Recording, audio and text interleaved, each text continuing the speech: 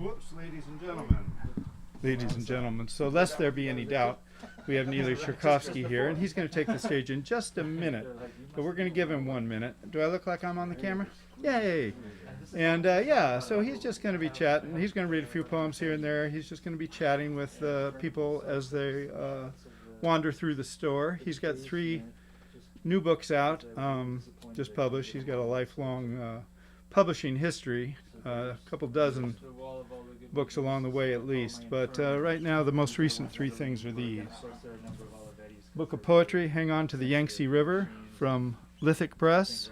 Wonderful, wonderful folks out in Colorado. They also did this book, which is conversations with the poet and drummer Clark Coolidge. So these are transcribed conversations and some additional material.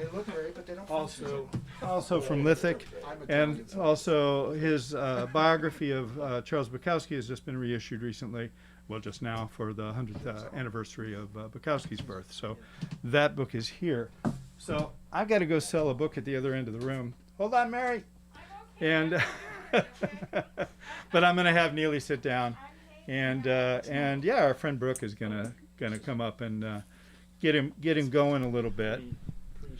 And yeah, so it's off. This is a very casual thing, folks. We're just you'll be able to replay it on YouTube later if you want to catch up with stuff you had to miss, or if you come in late. But then if you're here, you're not late. So. Anyway, so it'll just unfold as it unfolds.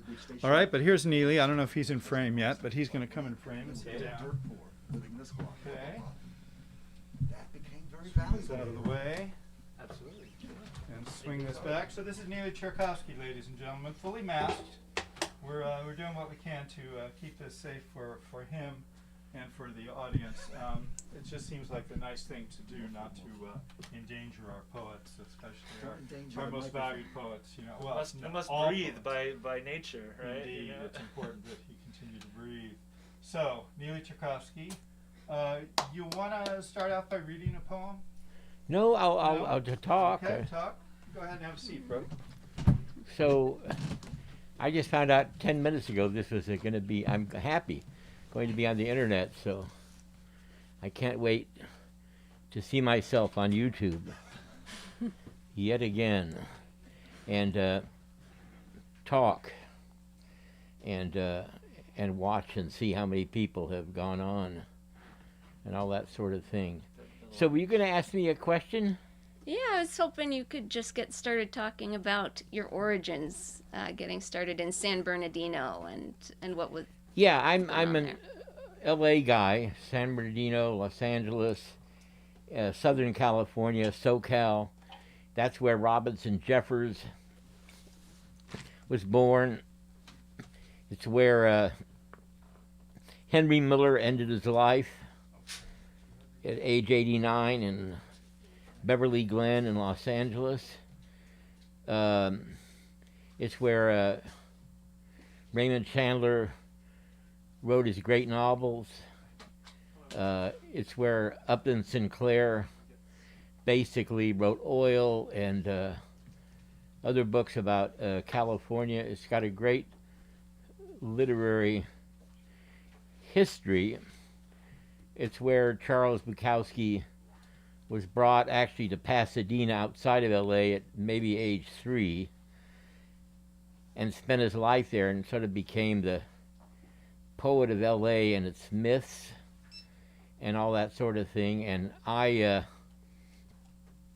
guess I'm associated with Bukowski in many ways, since I wrote a book about him and was his friend. And I'm trying to turn it around to where Bukowski was associated with me. And that's been a life task to try and do. But in Los Angeles a couple of years ago, somebody asked me from the audience, were you competitive with Bukowski? I said, yeah, he's dead and I'm alive. Well, that makes sense. I'm 25 years younger. He actually acted like a contemporary. He never overloaded about age. And in terms of his growing fame, he always teased about it. I don't know that I think he loved it. he really loved the fact that his work was being listened to by many people, especially the pros. Most writers are, and he grew up with a mindset like so many writers that I'm going to make a living at this. This is the proof of whether or not you're a good writer. But I come from a different mindset. My mindset is that I'm my own best reader. I'm my first reader. And if I like what I'm doing, and if I like the progression of what I'm doing, the money doesn't mean anything. Money can't buy what a well-crafted poem gives you. It can't even begin to compete. There's just no possibility of competition. Now, many poets in the past were aristocrats. They didn't have to worry about money. And many, certainly in the Bohemian tradition that I come out of, they starved or lived in garrets or barely made it or had other positions. T.S. Eliot, one of our most famous poets, was a banker and then worked in the book trade, in publishing. Ezra Pound had he had so little when he died, and he never had much money at all. And you juxtapose that with these best-selling authors. Now, Bukowski, when he started writing poetry, he didn't think so much of money, but he was influenced very early by John Fante, an L.A. writer who actually was my uncle's roommate on Bunker Hill in L.A. in the 1930s. So I go back with Bukowski even before I was born, in a way. Fante was his hero. And they were both born in 1909, my Uncle Herman and John Fante. And Bukowski also loved William Saroyan, especially a story called The Daring Young Man on the Flying Trapeze. And these people wanted to make a living as writers. There's absolutely nothing wrong with that. It's great. Better that being a gun dealer, or an arms manufacturer, or a loan shark, So I started out when I was like 1956, 57. I wrote a poem on Buddha. I wrote a poem on Mohandas Gandhi. And I wrote a poem on Africa. Only years later that I realized they were all about things not of the U.S. And then my first published poems, there was a poem on New York, published in a magazine called Galley Sail Review in San Francisco when I was like 17. A poem I wrote called 17, about being 17, published in a magazine in Sacramento. And a poem about Hart Crane, and one about a woman at the Palace of Legion of Honor here in San Francisco, published in a small magazine in Crescent City, Florida. There were hundreds of little magazines back in the 50s. And they were outsider-type magazines. They weren't really Beat Generation magazines, but they were outsider magazines. And that's also where Bukowski, he started publishing big time in the 50s like I did. I pulled back later. Why, I don't know. I just stopped sending out. I think I was lazy. Writing a poem is one thing. Putting it in an envelope, putting a stamp on it, taking it to the post office is quite another thing. So I sort of let it go.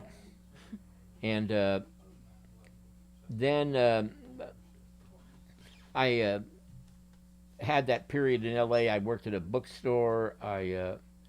My parents had a bookstore in San Bernardino.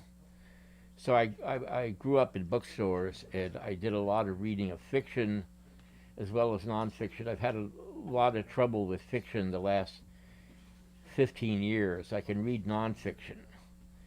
But it's not that fiction is a waste of time. It certainly isn't. You learn a lot from it. But I can get in one page of poetry sort of the same hit that a work of fiction gives me. And I'm sort of hyperactive. I don't know how I read the thousands of novels I read in the past.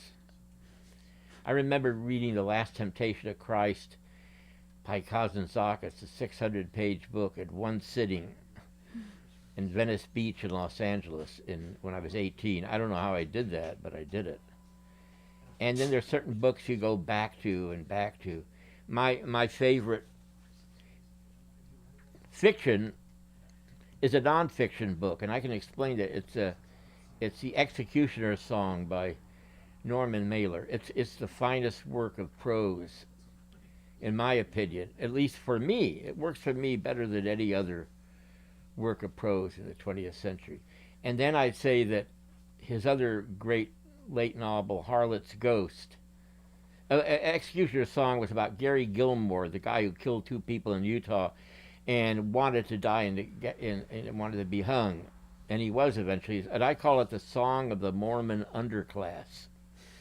And then there was Harlot's Ghost, which is about the CIA, which is a great novel by Mailer. And that's a novel. The other one is nonfiction. But they read like poetry. So to me, they're epic poems of America. And, what is poetry? There's a blur. People always talk about that. I love the short fiction of Ernest Hemingway. It's some of the greatest writing. I think Bukowski is somewhere in the middle, like an interesting writer. I think that his prose is interesting to a lot of people because it deals with the battle of the sexes, and it shows this down and out guy in L.A. I don't know that the writing,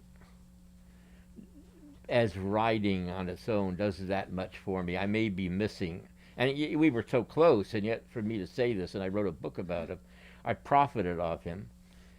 I loved his early poems, and the later poems were like, to me, pale reflections of what he did earlier on. I'm trying to do the reverse. I've been trying to go from writing pale reflections to writing meaningful poetry. That's very self-serving, but it's really how I feel. I feel like I get better at my art and craft, and I do look at it as an art and as a craft. So there's the shoemaker who makes a shoe, and it's crafted very beautifully. But when you put a shoe on, if it's gone up to the level of art, the shoe becomes a poem. It's so well put together, and it sparkles, and you can jump up and down in them. It's something different. So these things are, they're hard to define. Now this book I did, which I wish was flying off the shelves, but I guess not too many books are these days. If it was a book about Donald Trump, boy, it'd be right up there. But it's a book called Hang On to the Yangtze River, which was an interesting title after my last book was Elegy for My Beat Generation. Pretty obvious what that's about. And the Yangtze River, when my friend George, who's here today, George Scrivani, called me up in Lyon, France a couple of years ago, and he said that our great friend, great poet, Steve Dalachinsky had died the night before, and I got off the phone, and the first words I thought were, hang on to the Yangtze River.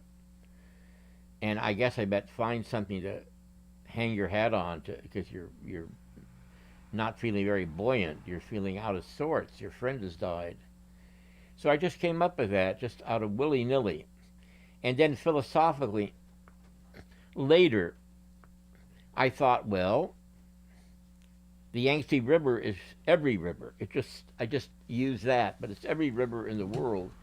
And so we're one stream, we're one flow, we're one movement, and that kind of thing.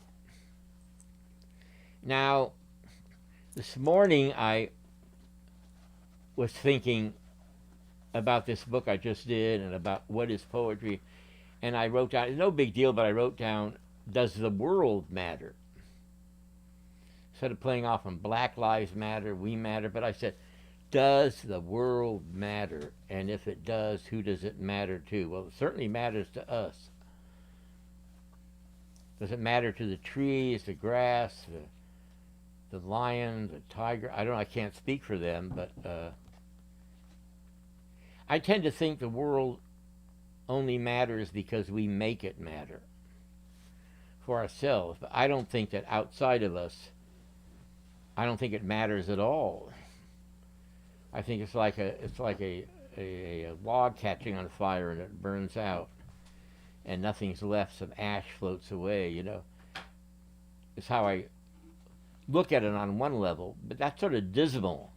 So we make art, we make poetry, we make paintings, we build, we create, we build relationships, we have love affairs, we have children, obviously all, because these are needs, primal needs of the human animal. I mean, we did manage a long time ago, I don't know when, to cut ourselves off from the animal, say we're not animals. But then you look at a cat, eyes, ears, nose, throat, heart, liver, tongue, intestines, sexual organs, you know, we don't have the tail, but, you know, and you say, by God, they can take rats and find that, you know, an experiment with cancer because they're so much like us, and so there's this web of life, and again, does it matter? It matters to us that we're part of it, and in another way, it doesn't matter because we're destroying it. That's how I look at it. We're taking it apart, and that's sort of prima facie evidence that maybe we just don't give a damn, or at least not that much. And I say we, I mean the collective we. We'd rather satisfy ourselves momentarily. I know I'm getting philosophical, but you know, poetry isn't far from this. Poetry is this. I try to make my poems not moral, and they are moral. And I try to not have a message, but they always have a message. Because you could write a book of poetry about a subject, and then you have a chance of being a good selling book of poetry, you know, about something. Love poems can sell very well. They're very plainly written, and they might be very beautiful and say these great truths, but they're too subject matter like for me, you know, and they don't test the deepness and richness and terror of our thinking like I want.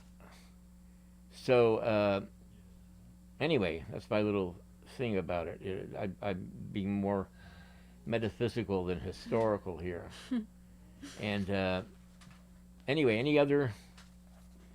I guess to go way, way back, what are the origins of your family's connection to the literary world? How did you meet all these people? Well, my parents had a bookstore, for example, and so we would hold readings there, and I'd meet the local literary people, and there were a couple of coffee houses in San Bernardino, not many, just a couple. There was a guy named Stephen Gaskin who was sort of important to me early on, and he ended up having a thing called The Farm in Tennessee, and he did these Monday night classes at SF State for a few years in the late 60s, and he was an autodidact, and he could speak on any subject. And he wrote some books on LSD. He was an early experimenter with LSD, blah, blah, blah.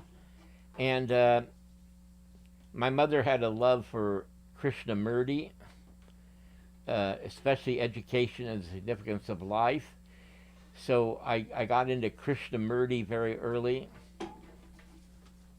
as a thinking of him as a thinker of importance, somebody who went over the line, and he came at a time when Emerson first brought the East India to us in a poem called Brahma, Ralph Waldo Emerson. And then Whitman has a line, tender little Buddha, in that huge Leaves of Grass. And then there was a guy named Lafcadio Hearn at the turn of the 20th century who translated a lot of Japanese and popularized Japanese ways and all that. And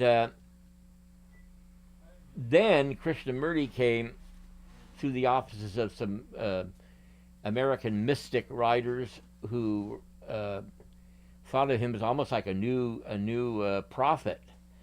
And he resisted that. I mean, but he did become a lifelong teacher. Did many, as a lot of you know, many books, many commentaries, and so he was important to me. And then at our bookstore, I grabbed onto Bertrand Russell, his philosophical writing, the early Greek tragedies. I have a great love for the Oedipus cycle, and it's only grown, my appreciation for it has only grown, especially Oedipus at Colonus, when he's dying and he surrenders to fate, and he explains himself as being so intermeshed with everything, and maybe that's where we want to go with poetry. That's why I there's some things in the early Bukowski. He writes about L.A. He says, what does he say? God, I can't remember the goddamn poem. Anyway, he's sort of close to nature, and then he disdains nature later on, which is a stance, which is a way to go. I only write out of nature. If I don't have a tree in my poem, it's a surprise. If I don't have a bird twittering around, it's really something. But my father was not a writer. He had been a hobo in the 30s, and he had lived for a time in North Beach, San Francisco, in 39 to 41, around a lot of writers and a lot of painters. And his brother was an abstract expressionist and poet. So we had a connection that way. And my mother ended up writing early childhood books. And she had a nursery school, and she ended up writing these experimental books about child rearing. And now one of my nieces wrote a book on mindfulness. She's a Zen priest, and she did a book on sustainability. So there's a tradition, and everybody else are artists, but nobody became a businessman in my family. My father had that bookstore. It certainly was not handled as a business. I sort of wish it had been, but it just wasn't. And so I had all of that. And I met a poet named Jory Sherman who showed up in San Bernardino in like '59. He's the person who introduced me to Bukowski, and he encouraged me to write and to be a poet. And I guess from the age of 13 on, I said I'm a poet. And then I had a science teacher in 9th grade who said, all you have to do is write your poetry and I'll give you an A for the entire year, because poets are important. And one day, there's a poem in there about him, Jack Carver. One day I was sick, or a couple days, and I came back, and all these students, all the brain trust of the junior high school, they were coming up to me and saying, Mr. Carver said how important it is to be a poet, and you're a poet. Wow, they were really, he must have given them quite a pep talk, and I couldn't agree more. Because another thing I think about a lot is the intersection between technology and what you might want to call the mythopoeic. So technology in many ways is winning. Technology in many ways is saving the day. They're going to have a vaccine. And yet, what created the problem in the first place? Was it perhaps a laboratory where there was technology going on? So, technology gets us places faster. Meanwhile, it spews carbon, fossil fuel, dinosaur dust, is what I call it, all over the planet, and it coats the planet with the dinosaur dust, and we're choking in it. And people go to conferences on what do you call it, global warming in these jet planes, and then they take a car to the conference hall, and we're spewing it out all the time. And I mean, to me, I said 8 months ago, or 4 months ago, I said, this virus is child's play compared to what is coming. And suddenly the whole West starts to burn. And this one right now is child's play compared to what's coming. Imagine if it's the whole world burning. Are they going to have enough water? Are they going to have enough stuff to... So I sound like a doomsayer. but I'm just trying to be honest, you know. And that's why sometimes mostly when I write poems, I write about a bird or a twig or a pine cone or clouds passing overhead. That's what a lot of my poems are about. Or, of course, about myself and my own tragedies and joys and sorrows. And there was a whole thing in poetry. One thing I liked about Bukowski, he stayed personal. Because the whole thing in poetry the last 50 years of getting rid of the personal and of talking in a literary fashion, which means you try to avoid the I, you try and avoid self-reference. You don't talk about your mother, your father. I have poems in there about my mother, my father, my grandmother, and again that teacher Jack Carver, a blessed memory. And so all these things churn in my head. Any other? Kind of curious. Yeah, I'm sure people like Bukowski were meeting people all the time. You know, they're being introduced to people left and right. But what was it about your interaction with him that bonded the two of you? How did it start? I don't know. I know that his wife told me we don't speak anymore. She decided that anybody who knew Hank only knew her because we liked Hank. So how do you answer that? There's no way to answer. It's a conundrum. There's a huh? Okay, bye-bye. And we had an on and off relationship. I think we got along. You know, if I say it, it's going to sound self-serving, sort of. I think he liked my humor. I think I was as acerbic as he was. I think he'd agree with everything I say. He'd put it at a different level, you know, more at a working class level. Not that he thinks that way, but that's his stance. That's his public stance, you know. And so we'd sit there and drink beer 3 days in a row, you know. We'd go out and buy fried chicken. We'd go to Norm's at 6 a.m. for the steak and egg special, maybe 5 a.m. And I remember these things very clearly. And he would get extremely drunk and hungover, but not. I don't think he was an alcoholic. Strangely enough, he didn't drink hard liquor, and if he did, it was very bad. He couldn't do it. One day in the late '60s, we were at this. He had drank some hard liquor. We went to this ice cream parlor in Westwood near UCLA, and he exposed himself because he was so out of it. He took his, you know, he unzipped, and I went crazy, and I was actually in tears. They were going to beat him up, these guys, and I got him to get proper, and we went in the car and went home, and the next morning he said, maybe someday you'll write about that, you know, but he couldn't drink, just could drink beer. So it was a beer drunk, and he was always there for his daughter whenever she had a recital or something. He was always there, always, never not. And so there was something really, an anchor, something very reliable about him. And maybe that helped me. In fact, it helped me to find you know, all he really said was find yourself.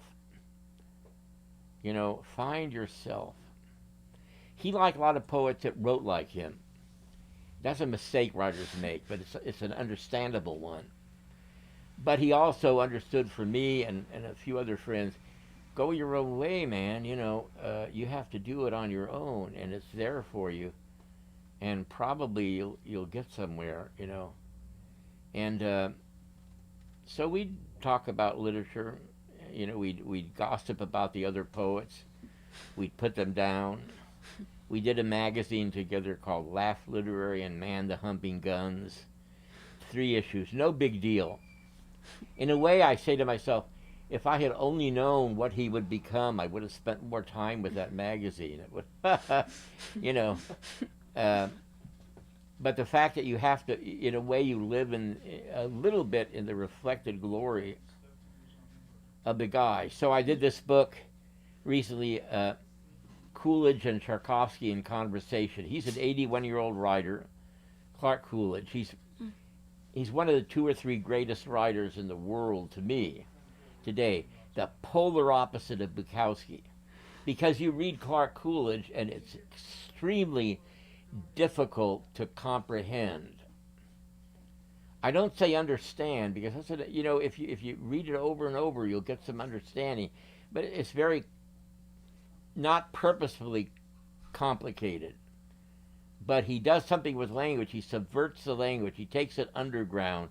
He takes it out of, I met you on the street, and then we walked down to the coffee house, you know, or she was walking ahead of me and she looked back and I saw her ass wiggling, and boy, she really wanted me, you know, a Bukowski poem. You know, his is much different. It's truncated. Yeah, I don't know if I want to do it now, but so to go from that to Coolidge and Tchaikovsky in conversation, and for 40 years I wanted to know him, and I thought, I'll never know Clark Coolidge. I'm so different than him, and he's so beloved of the. He's not an academic, by the way. He only taught at Naropa, the writing program that Ginsberg started. He never went to the hundreds of colleges, but he was loved by those people, and they did PhDs on him, and then suddenly I'm his friend. Suddenly, and some of those people, how come you're with Clark? You know, well, we understand one another on some level, and he's not, you know, he loves Kerouac, for example, but he certainly doesn't write like him. And he loves Gregory Corso's writing very much, but he doesn't write like him. So these are really interesting things to me that I could make that division. And at the same time that I was with Bukowski, my heroes were all, you know, were Ezra Pound, Charles Olson, people like that, both of whom wrote all over the page, you know. Charles Olson did the projective verse essay, but Pound had already opened things up in the Pisan cantos. And you know, that opens the enormous tragedy of the peasant's bent shoulders. That's a reference to Mussolini. Now, who's going to know that? I would say, you know, Bukowski would probably, I would imagine Mussolini hanging upside down in the public square in Milan, rather than the enormous tragedy of the peasant's bent shoulder. What's the difference? How do you make those choices? These are interesting things. Take a pause at some moment, get some air, because I don't want you on the stage for too long at a stretch. Okay? So when you get to the end of a thought, maybe that was the end of a thought, take a break. So someone else is going to ask that? Maybe George or Yeah, what? but why don't you go outside, get a little air in your lungs. Neely? Oh, we're If there's stopping a any minute? air out Yeah, I there. want you to get Take a a little little break. air. I don't. Oh, keep your- okay. Keep your mask up until you get outside. I could go on But I and want you to get, now the air out there is not great, but at the same time I want you to take a break for a couple of minutes every 15 or 20 minutes. So come on out. And Find then a we'll get, spot. yeah, thank you, Brooke. The old timers. Right. I'm not too far behind, I have to say. Thank you. Yeah, Thank be you. careful getting down. And some of the Yeah, I guys just want to make sure you get a break for a few minutes every Okay. every now and then. So I'm going to break in. Now, how are you going to edit that, right? Yeah, I'm on a phone call right now. Step outside. I get a didn't little ask air. I'd say each decade at least I- is yeah. kind of an achievement. Like We'll get you back up on 'cause I stage have- in a couple minutes.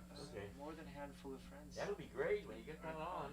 You know, It's up live They drop now. off. You can see it when you get and home. the ones that keep going are the ones that have somewhere, Tell me about maybe it. somewhere to Neely? reach, right? So I already went I through. want you to step outside the store for a minute. Oh, all right. Had the side Took a chick while was to going get there a little of that terrible air early in on your back in lungs. the 80s, and And then come back in. Just don't breathe so too much. basically, you know, All right. I Take was your in there. mask down for a second. and you're still here. And I'm still here. And I worked in critical care nursing so I have all for 15 years as well, So stop it where you can. so plenty of deaths. It doesn't bother me. Least of all my own. It's a reality. Well, it's a reality, right? I mean, it's just, I like to say when it's your time, it's your time, and you can't escape How much? it. So why even try? Roughly, let's see, $13. Yes, don't forget to I've had fill, some close don't forget to calls. fill out that form. Yeah. Do not intubate, do not resuscitate. You don't want to go through it. Right. Oh yeah. I'm a firm believer. So that's about Well, I mean, what they don't tell you is that, that if you don't fill it out, they will torture you to death. then you're The a likelihood that you'll survive experimental it's around subject. 3%, you know, and you'll have deficiencies. It's not the way to go. And then you'll have political groups coming in Alright. and fighting for Fighting different over you. outcomes. Oh, the worst. That And is, then your pictures. Wild Oh. machine beeps. yeah, whereas if you fill out the little form that everybody Okay, so we'll get Neely back on the stage in a minute, folks. Just hang with us. I'm trying to convince him that he should, you know, just get a little so-called fresh air. We don't really have fresh air in San Francisco at the moment, but that's the general idea. So give him a minute or two, and we'll get him back in front of the mic. Thanks. All right. went outside. Yeah. I just wanted to, you know, once in a while, take a little breather and then come back. Yeah, it's a good idea. Well, you're using a filter in here, aren't you? Yeah. There's a purifier on. Good. Okay.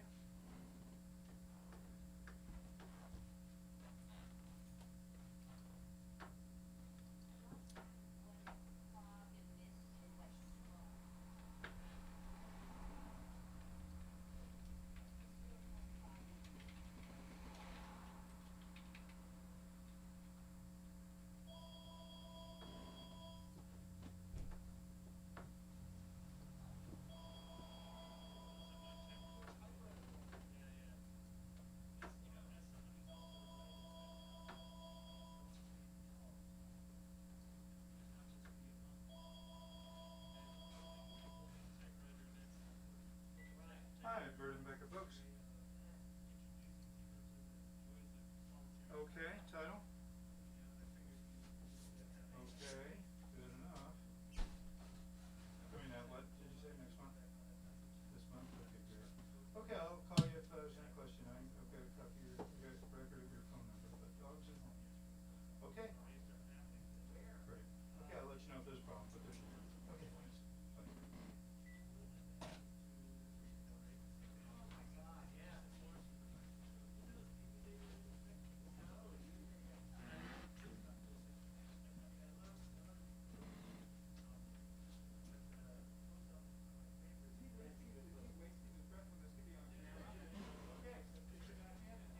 Continue that train of thought.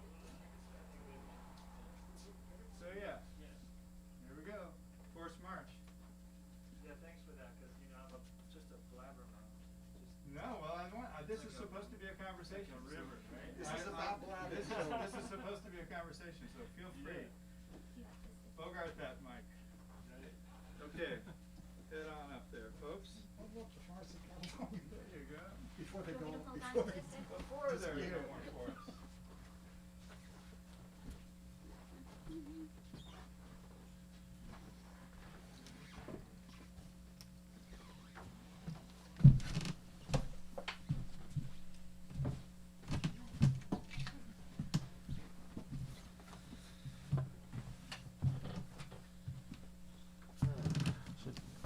I get the big okay from Eric.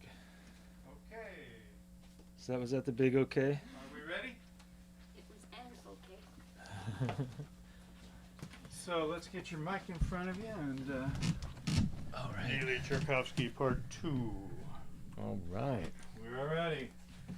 All right, Edward has taken the hot seat here. Go ahead. Throw him Yeah, a I mean, softball question, speaking of the personal, again, I when I got introduced to Bukowski, I always preferred his prose novels because of his personal stories. I loved Ham on Rye, because of the trials and tribulations, the beatings, the school situations. I loved it, loved all of it. Factotum, from the crappy jobs. I mean, a lot of things I could relate to. I'd had crappy jobs. And but Post Office, went back to my dad, who was born the same year as Bukowski, and his stories of doing it. And he actually was there for quite a while, right? I was really, I don't know how much experience you had with that part of his life, or if he talked about that much, but the Post Office was really, for me. You were asking about the novel Post Office. Yeah.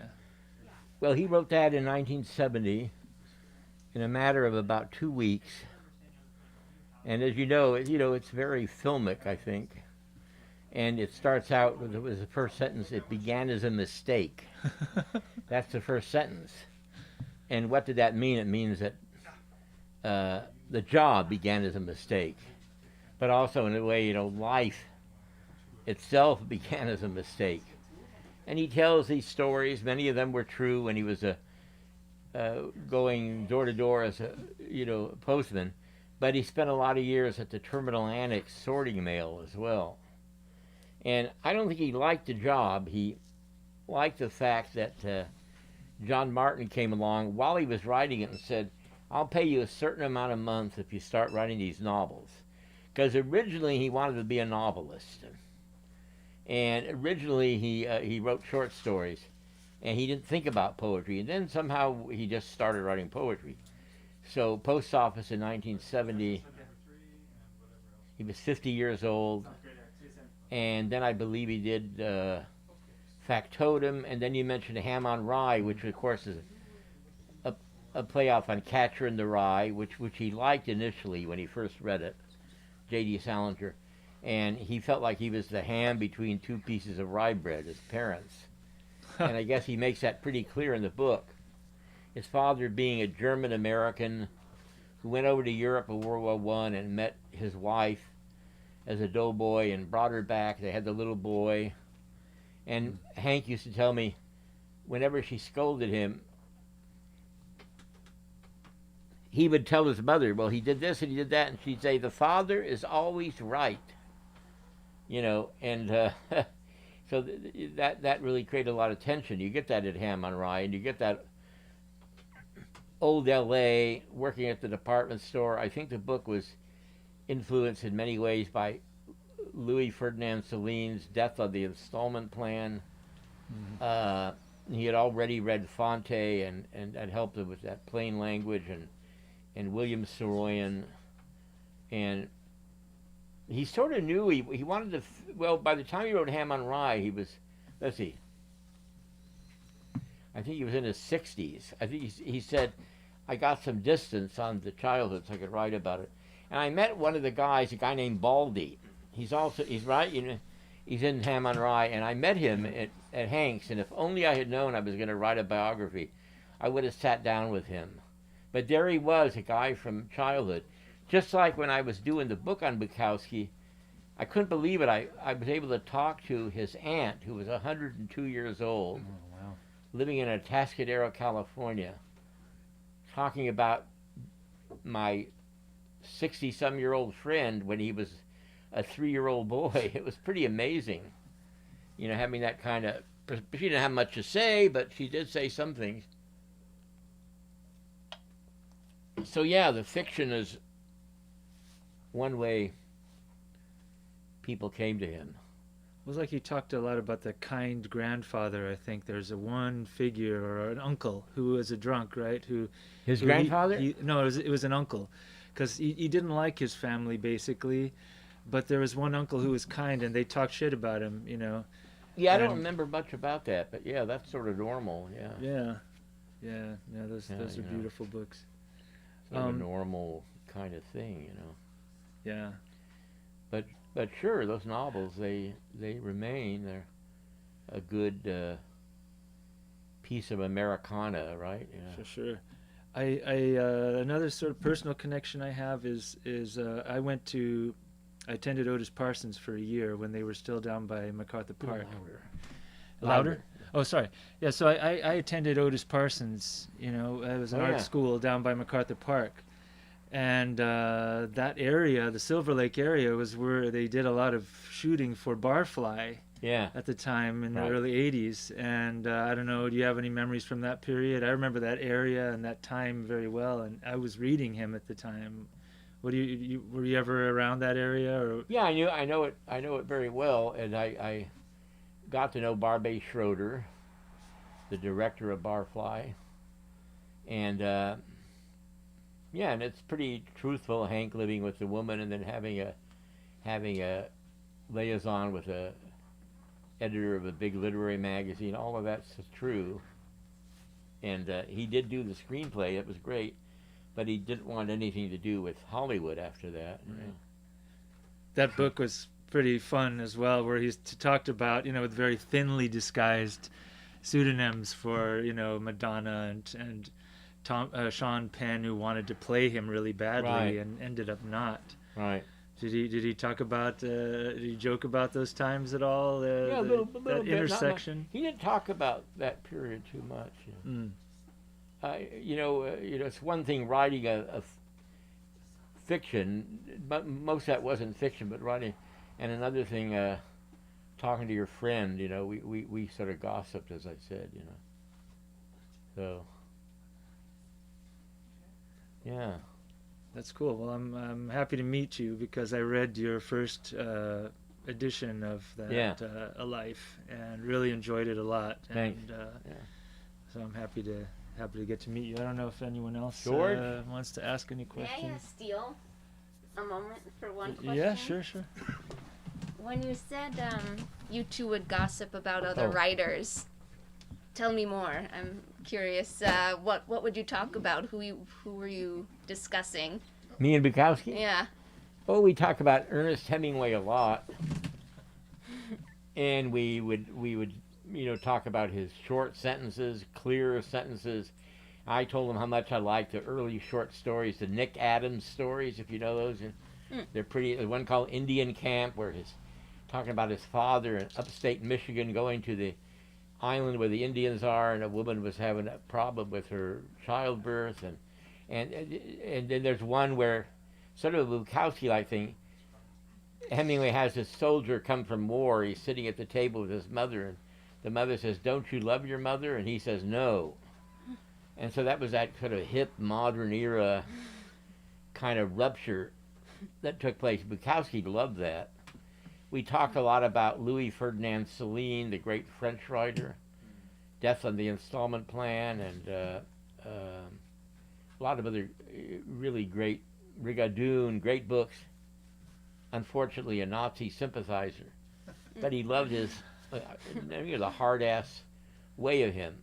He loved Robinson Jeffers, even though he was a nature writer, because he had titles like Be Angry at the Sun, Give Your Heart to the Hawks.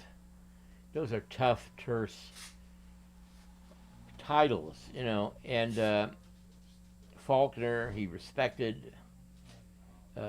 Strangely enough, well, maybe not, James Thurber, who was a humorist writer, wrote a lot for the New Yorker, and a little bit out of fashion now, but he loved those humorous stories. And of course, as we know, his short stories and novels are rife with humor, like a latter-day Boccaccio. So he actually was extremely well read as a young man, like a lot of. I know William Saroyan did the same thing. They both went to the great library downtown L.A. that's still there. It was a pyramid-shaped thing, and started at A and went to Z. And Bukowski said, "I went from one book to another, just sat there and read." He had the patience for it. He could do that. I mean, he told me there was thousands of books over a many-year period. He could care less about what they were doing at school. And this is a trope that many people embrace, Where did you learn everything? Well, I self-educated, It's one reason why he didn't go on. He went on to college for about a year, Bukowski, that he quit because he could do it on his own. So we talked about those giants. And he would literally say, man, they were 90 feet tall. And he loved Carson McCullers very much. The Heart is a Lonely Hunter, Member of the Wedding, Ballad of the Sad Cafe. Absolutely taken with that real tough and terse Southern Gothic. And Flannery O'Connor, I'd say to a less degree, but he was reverential about all of them, and about the need to read, the importance of reading, because he wanted to write the great American novel. He wanted to be. That's no doubt about it. So, yeah, there you go. Nice. Did you have any question? Yeah, please. I'm having on this. don't want to monopolize the chair. No. The chair is there. Oh, yeah, maybe I should. Keep them rolling. So when you So George Gravani will be asking me some I'll questions. sit in a chair probably. So Neely, when you came up to San Francisco after your time with Bukowski, what was that like? Well, that was a breath of fresh air because I got away from him and other people in LA, and it was amazing. It was almost like going to Europe because it seemed like I'd been in Europe, and I knew the concentration of the buildings, of the people, of the cafes, of your territory, your domain. You no longer had to depend on an automobile or an unworkable transportation system like I have in LA. You could just walk places. You know, you lived in a place and you walked 2 blocks, and there were the established poets of the Beat generation ready to greet you as an equal. There were people your age who were just as excited as you were.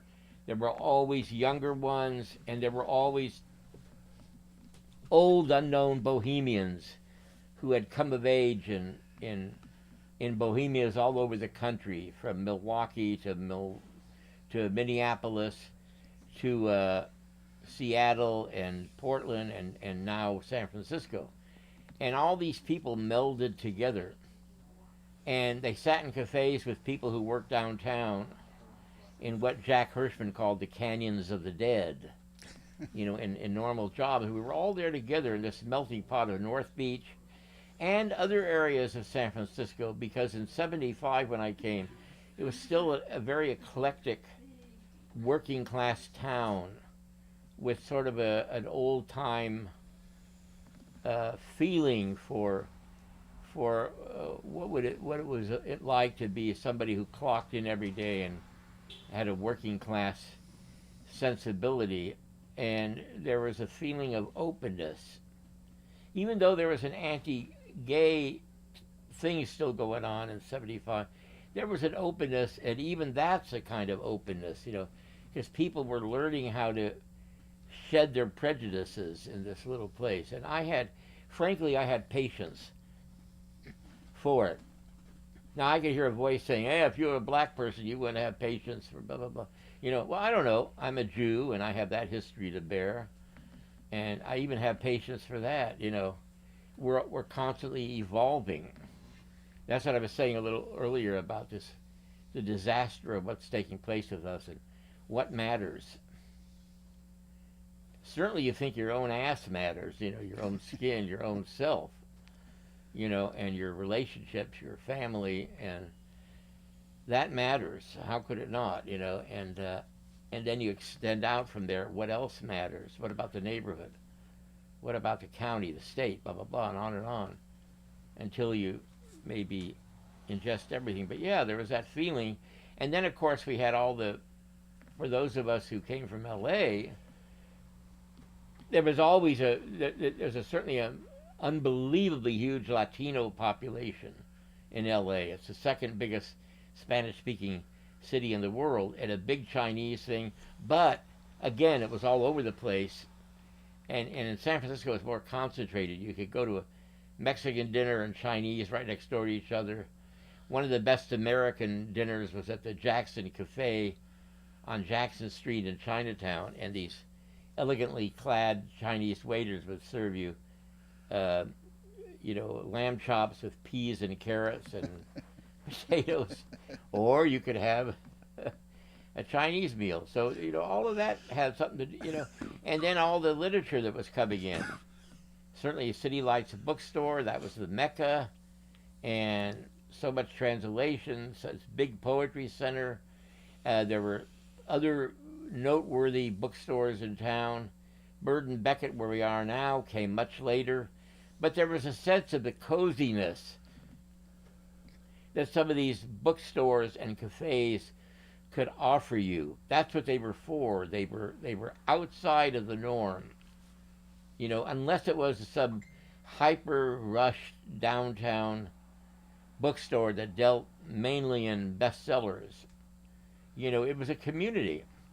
And people would come there, and William Saroyan has a story about a long-gone bookstore on Sutter Street near Fillmore, in a book of his, and it's only 4 pages, and he writes about the owner, and the owner knew where every book was. He said, I need the Rubaiyat by Omar Khayyam, and he'd go to a big messy stack, and he'd pull out that little slim volume, you know.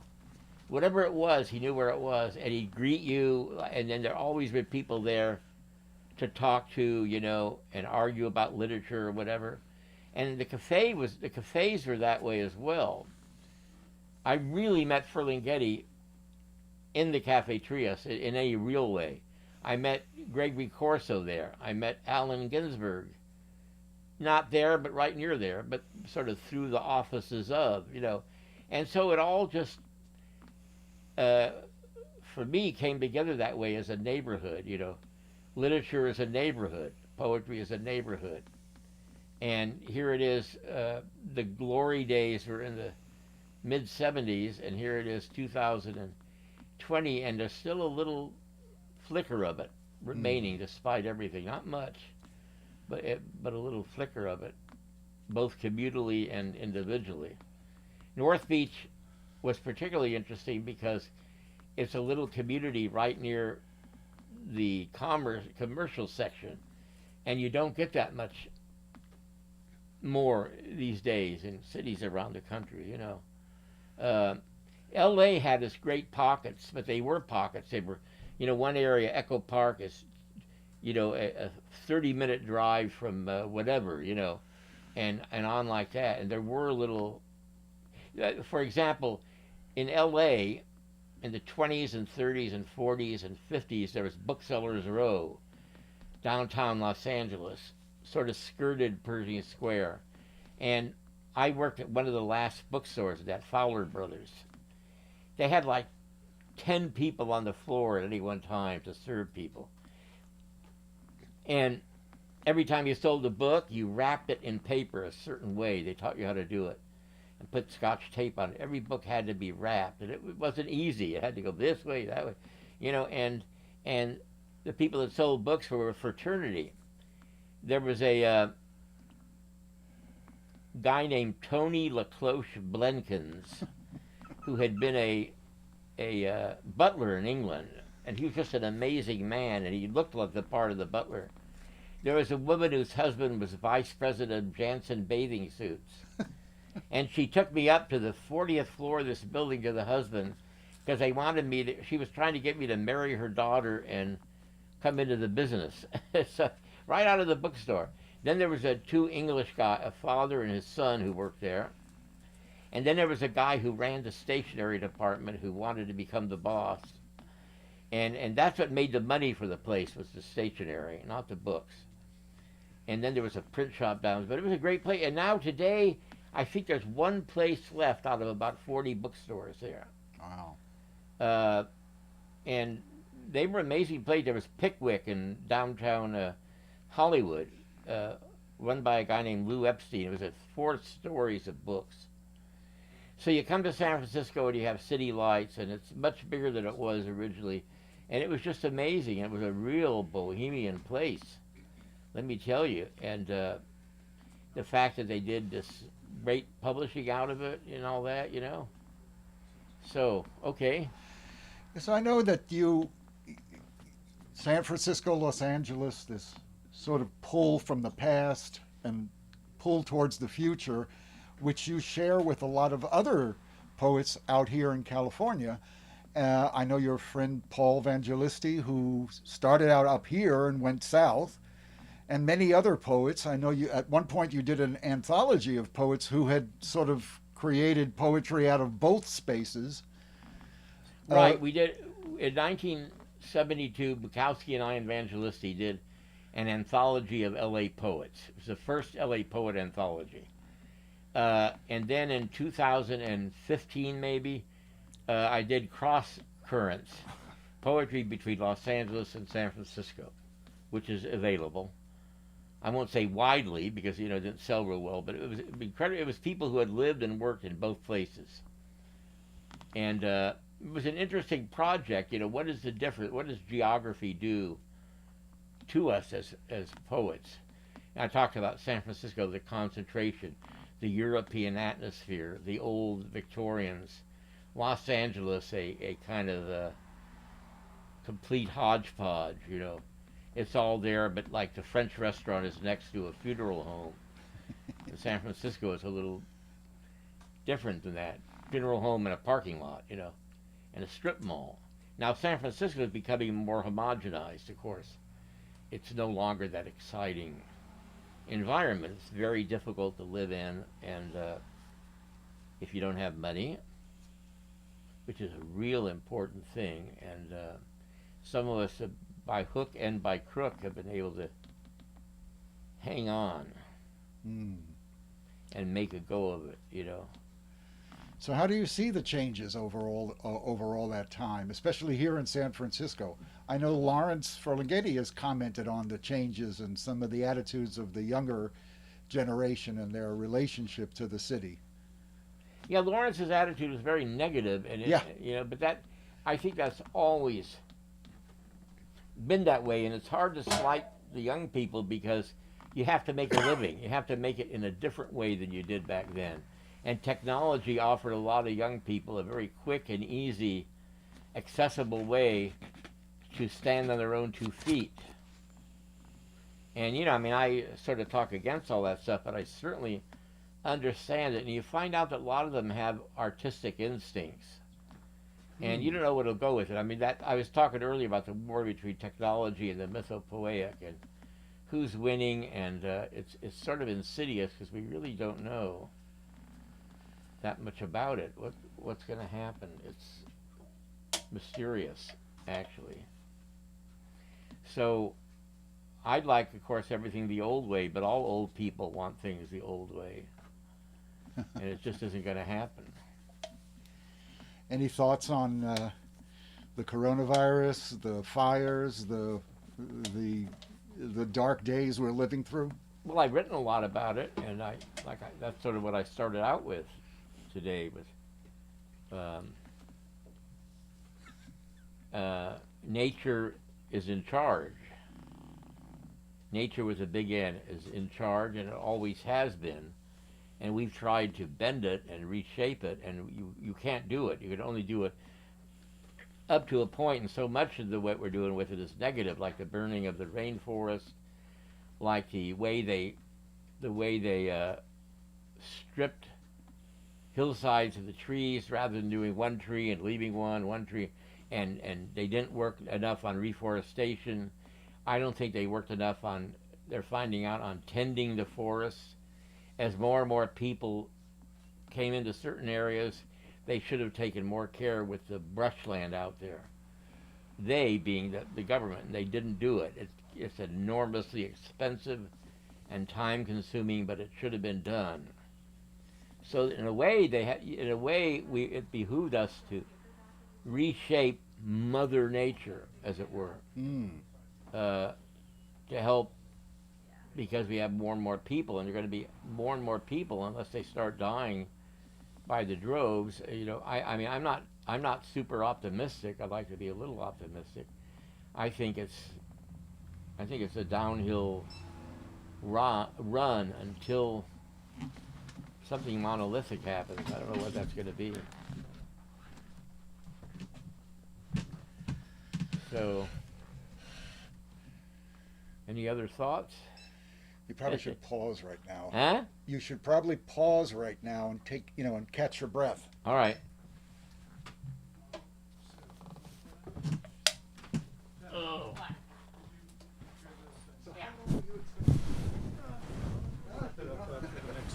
We'll do it after the next segment. Let me step up there. That's like an hour already. Yeah, exactly.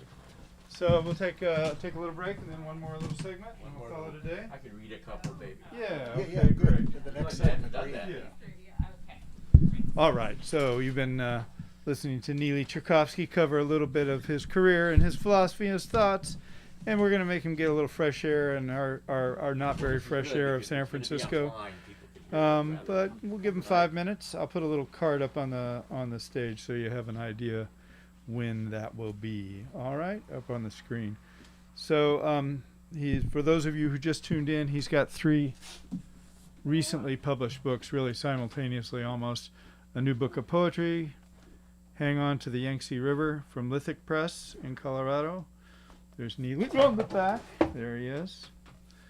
And then also from Lithic Press this book of conversations with Clark Coolidge, a poet of Neely's generation, and jazz drummer as well. So that's with conversations that have been transcribed and some additional material.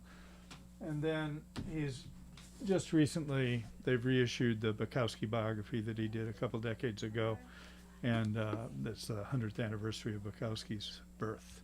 So, okay, so about 3 or 4 minutes and we'll get him back in front of the camera. Okay, thank you for being here.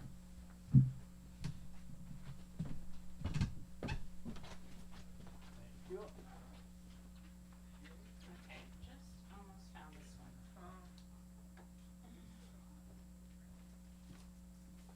Nicely done there. Thank you. Uh-huh.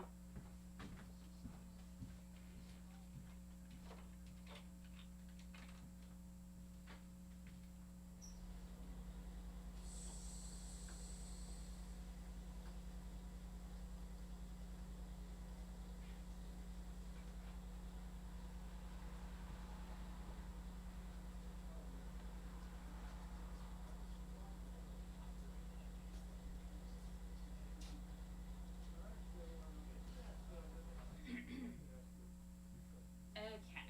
Will you cover your collaboration with Clark on the conversations? The conversations with Clark, will you go into that? That's what I was headed. Yeah, they will stop you there. Okay, great. You want to just take it on from there? Did you get it up yet? Good. Which, if you got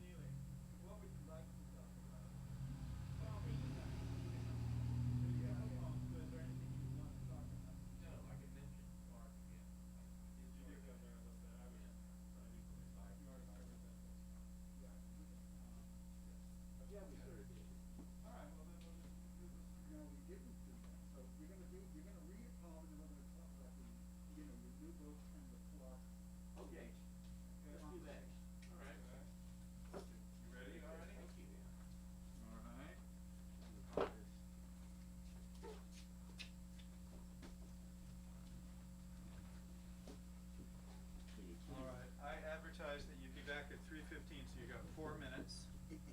So take your time, browse around a little bit, use the restroom if you need to, and you got enough stuff left in your can to drink? You need some more liquid? Oh yeah. You're okay? Fine. All right. Very good. So 4 minutes. 3 minutes. Hang on. Okay. All right.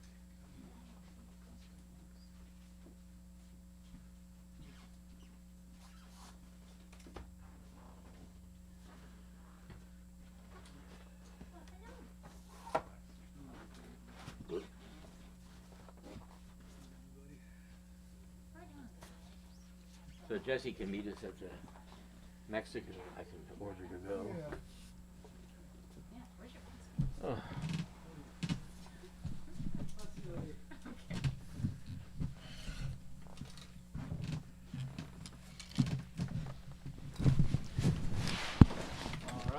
lets me take off the card that says you're not here right now, so that they can see through it to you. Let's see here. Oh, there it is. So your new book of poetry, Over. Hang On to the Yangtze River, is published out of Colorado by the Lithic Press. And I was wondering if you could read some poems from that book. Yeah, Lithic Press is in Fruita, Colorado, western Colorado, right near Grand Junction, to orient people better. And a pleasant little town, and there's a bookstore there that my publisher, Danny Rosen, has, and it's a very unlikely place. So this is called Grand Inquisitor. This is from the book. And I must say that Danny did a great editing job on this. Grand Inquisitor, and of course that's from the Brothers Karamazov. It's a chapter called The Grand Inquisitor. Justice should prevail over antiquated light. Justice is a bent oak branch when I am on top of an earthen bowl of words. Let us have madness openly, O men of my generation. Come laughing, here you are, my friend, over the wire. Through the monastery he ruled, twisted virus in a courtyard. Though they take off their souls and surrender to paper skies, though they file onto silver morning buses with backpacks made of tooled leather, oh, listen, my friend, if you would wait also for the refugees who flee the monastery, if you would count Zion as one of many and brood in deep shit, then I'll warn you, the Grand Inquisitor is on his way. Angered, rude, silent, pledged to dip an oar in equity. Harrowed, though he be an elder, justice prevails. He is a dervish dancer, loud dreamer, ribald in Talmudic lore, tattoos over his arms, roses and rose petals, angelic water bearer. He will demonstrate the ribbon of innocence and guilt. Madness he alchemizes in the name of all men everywhere.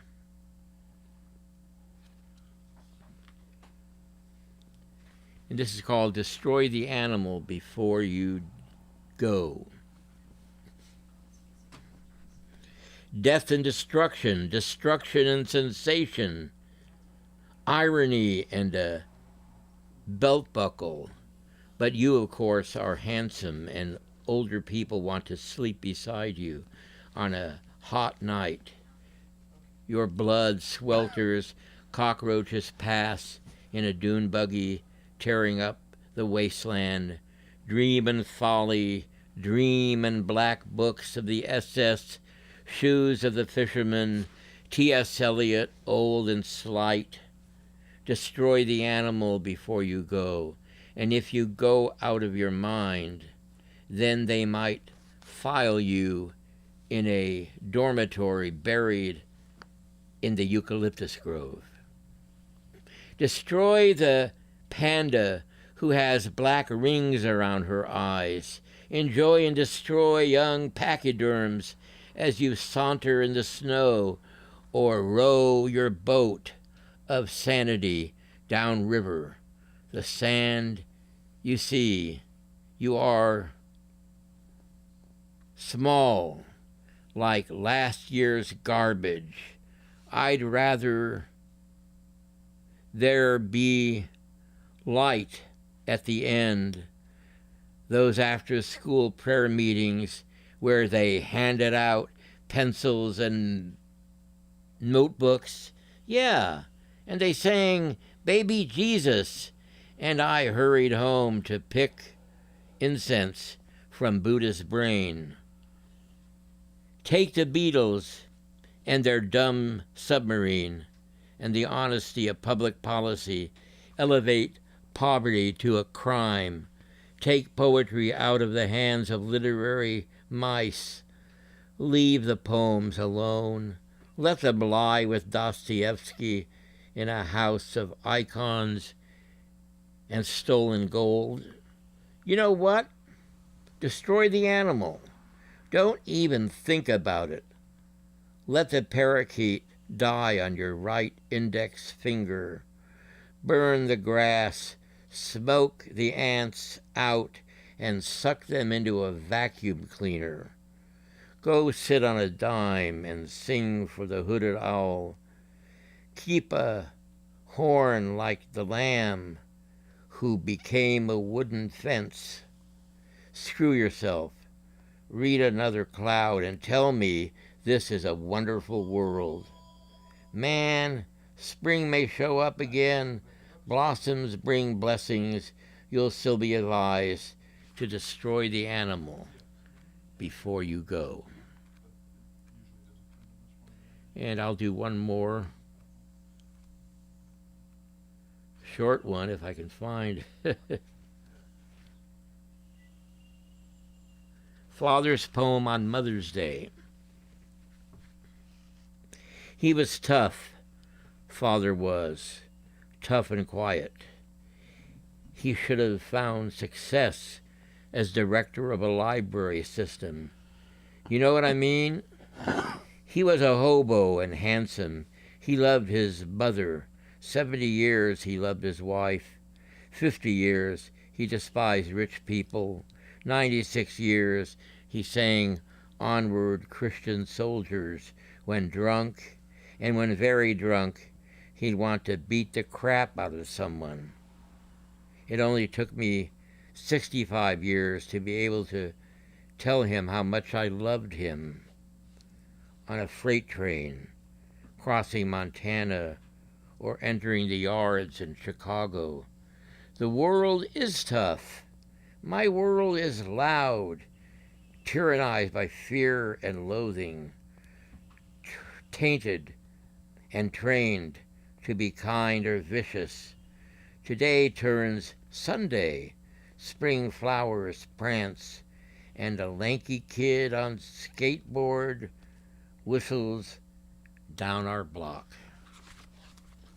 So that's from Hang On to the Yangtze River, poems of the last year. So I noticed that you, at the same time, you're also releasing a book of conversations between you and the poet Clark Coolidge. Yeah, I mentioned also that, done by Lithic Press. Right, also from Lithic, and I mentioned that earlier.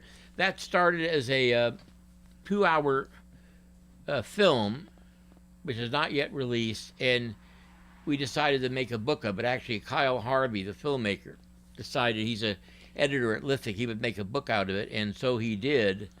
And we added Poetics by Clark, a lecture at Naropa on poetry, and a few thoughts by me called Random Poetics at the end. So that's a little bonus. There's photographs, and it's a give and take about the poetic process. I was interested in his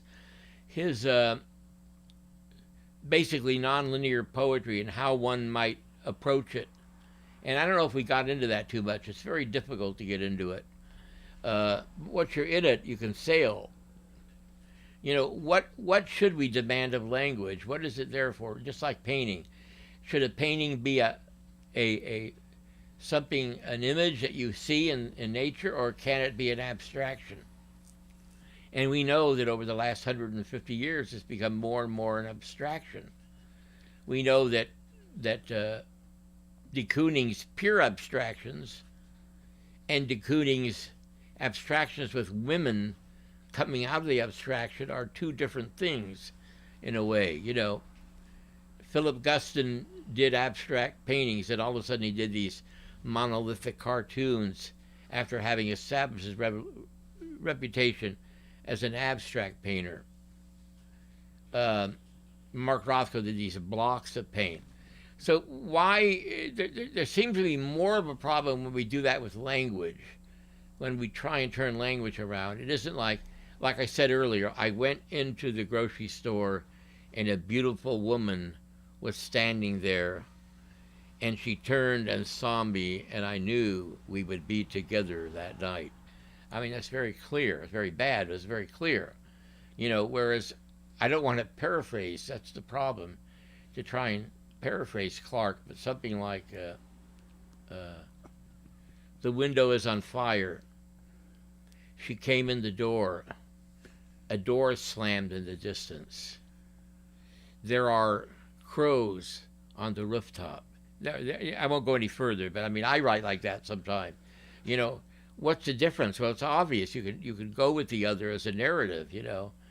And when it's no longer a narrative, the way we think of a narrative, a strict chronology, you might say, oh, I've had enough of that, you know. So he's a very great writer to me. And I get lost in his work. The Crystal Text is probably the best of his work. It's just a debate. And now he has a new book out from Lithic that's available. So yeah, that was fun to do. I learned a lot. I'm learning a lot working with somebody whose writing is much different than mine.